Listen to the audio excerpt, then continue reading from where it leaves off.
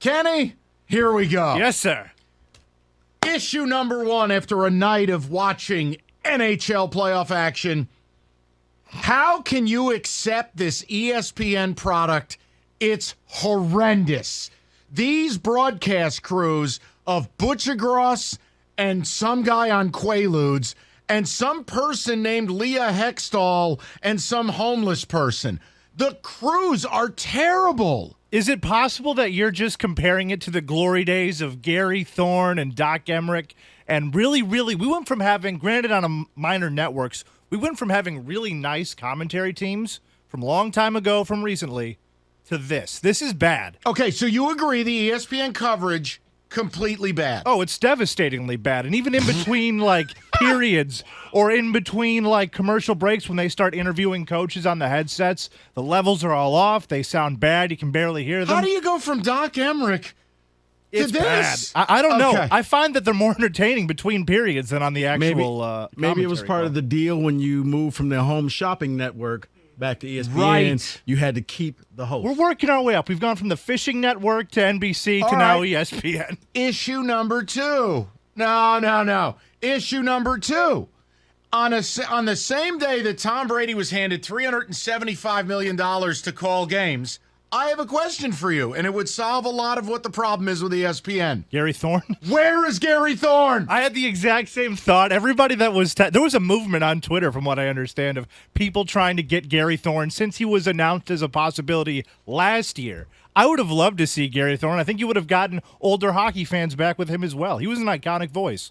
He still is in those highlight packages. So have we heard why not him? Right. Do we need to start a GoFundMe? I don't know if it was money that he didn't come out with a statement, but I guess they reached out to him, and I guess talks just never materialized. Hand him $10 million a year. I Watch agree. how it materializes. All right, let's go to issue three.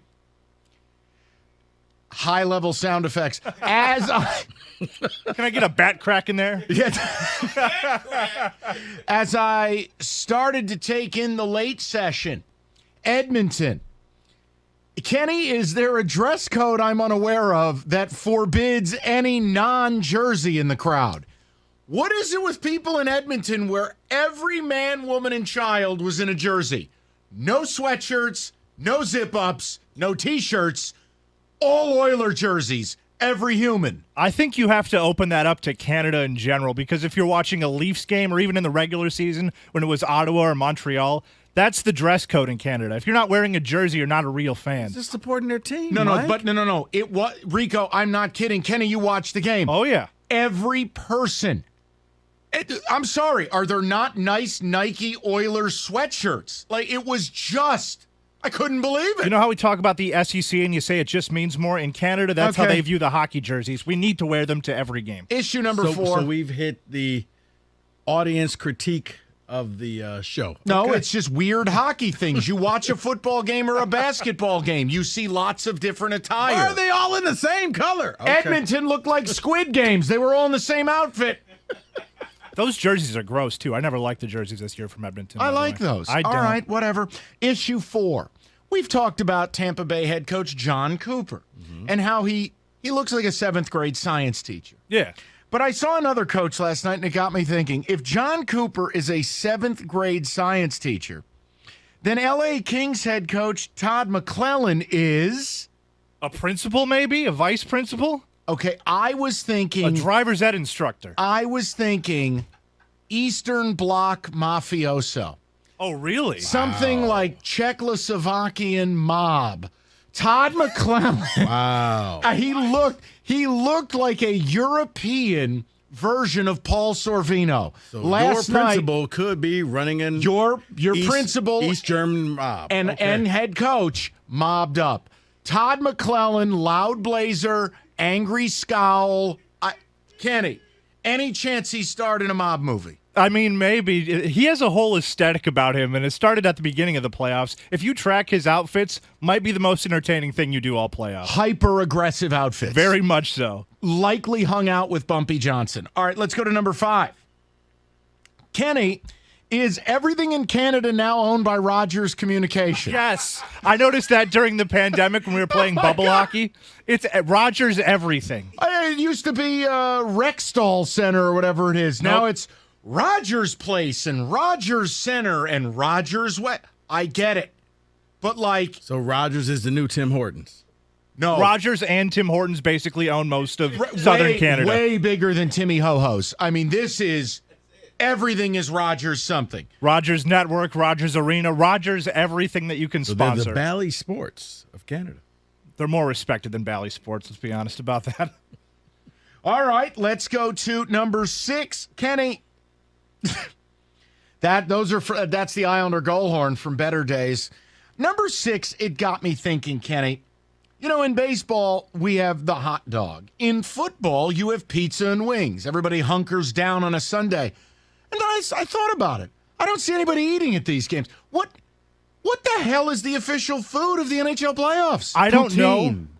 It's poutine. This is some deep dive stuff. Poutine right and here. Tim Hortons coffee. This is Around the Rink with Kenny This is some Slapcott. what do you eat at the games? What's your favorite? No, it just I was landlocked last night because the NBA was so bad that I'm watching this nonsense. Maybe they don't want to spill anything on their Edmonton Oilers jerseys. Kenny, answer the might be question. What is the official food of the hockey playoffs? You know what's odd is whenever I'm at hockey games, I see an inordinate amount of ice cream walking around. It's like it's cold, it's in the arena. Why would you be eating ice cream? won't I would melt. say, I mean, since we're in Michigan, the answer usually is pizza because that's what you see in every LCA, Okay. in the concourse. I think it depends where you are. Next issue. So they don't have the ridiculous menus like the baseball teams do? I don't know that I don't they think serve so. food at hockey games. Next issue. I'm Ron Barr. Listen, Kenny, it's a simple question with a complex answer, I'm sure. Why can't every hockey game be Tampa-Toronto? End-to-end action, odd man rushes everywhere, excitement, sex appeal. Why, Kenny? Why? That's the second and third round for the most part. You usually see stuff like that. But the reason why every game isn't that is because no game, if all the games were like that, it wouldn't feel special anymore. You know that was a special He's series. explaining this to me like I'm a 6-year-old on Christmas. Talking to me, really. I'm trying to talk to feels like fringe, this segment, so it's fitting. Continue, Kenny. fringe hockey fans like all of you, Mike.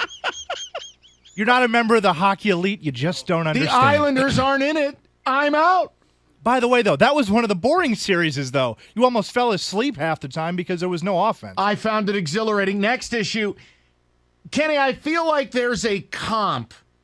And as a Yankee fan, I feel like I can identify other teams that would be in the Yankee category of hate, amongst other things.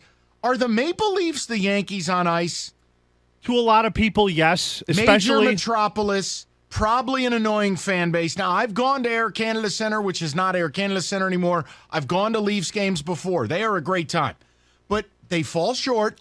They don't win nearly enough. You know what? Are difference- they the Yankees? I would say no, because you guys have won. That's exactly what I was going to say, we Rico. won in 1910. okay, and the Maple Leafs last one. The Maple Leafs haven't made it past the first round in 2 decades. Right. Yankees haven't been to the World Series since 09. They're up 3-2 now, and are they going to and get you know that? what'll happen? They'll Yep. probably choke it away. I would say my famous line. I would go with Texas. They managed Texas to football. Toronto Maple Leafs. they managed to garner Same. the hate of an entire league without having won much. Yeah, they're the Yankees. No, because the Yankees win. They win more, yeah, but they're as won. they're as hated as the Yankees. Am That's I- an accurate You statement. got to Next- at least win in this new century. Next issue. This live from the Colisée de Quebec. Okay.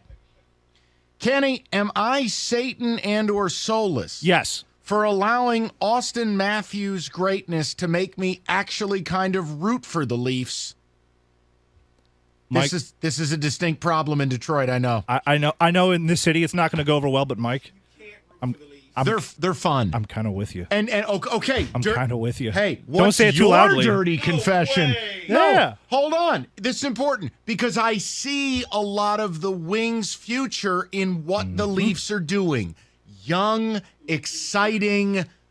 Help me. Kenny, explain it to the 2 listeners still left. Go ahead. Well, it's you're right, Mike. It's a young and exciting it's a young and exciting new thing. And Tampa is old and have won twice in a row, and nobody wants to see it happen again. People are tired of Tampa, and you're right, man. Toronto's kind of exciting. Does Yzerman get a ring if Tampa wins again? Last one. You get one? Last one around the rink with Kenny Slapcott. Kenny, Wings got... There's one more? Yeah. Kenny, Wings got the 8th pick in the lottery. Your thoughts? Yeah. We get screwed again. Okay, then. That's fun. That has been around the rink.